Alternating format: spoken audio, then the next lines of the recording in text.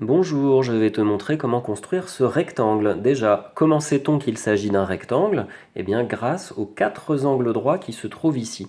Tiens, tu pourras réfléchir au fait que s'il y avait que trois angles droits, eh bien, on serait sûr et certain quand même qu'il y en a un quatrième et que c'est bien un rectangle. Ça, c'est grâce aux propriétés des droites parallèles et perpendiculaires. Essaye de réfléchir à ça. Je reviens à la construction. On va commencer par faire un côté de 4,8 cm. Le voici.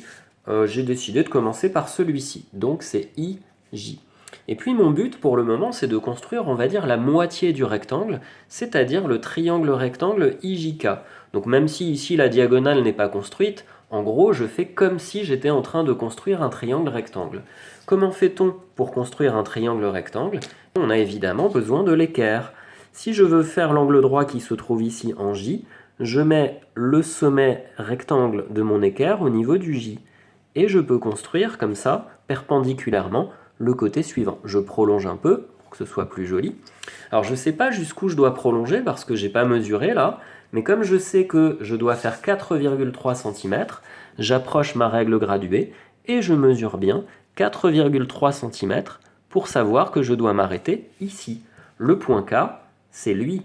Attention, il ne faut donc pas repartir de là où j'ai arrêté de construire avec l'équerre, là. Il faut bel et bien repartir du point K. Mais repartir comment? Eh bien là, il y a encore un angle droit. Donc, je pose mon équerre au bon endroit. Voilà, précisément. On prend son temps parce que l'équerre, c'est pas très précis.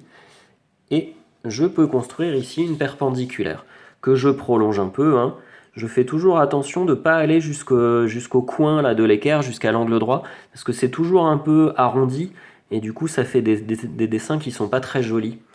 Ici, ça doit faire quelle longueur?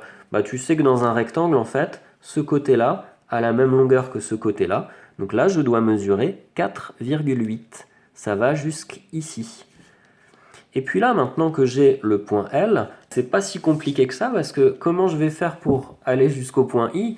J'ai plus qu'à relier. Peu importe les angles droits, peu importe les longueurs, etc. Je n'ai plus qu'à relier et j'ai terminé mon joli rectangle. Il ressemble un petit peu à un carré, celui-là, mais ça n'en est pas un, puisqu'il y a des côtés de 4,8 et des côtés de 4,3 cm. Les quatre longueurs ne sont pas égales.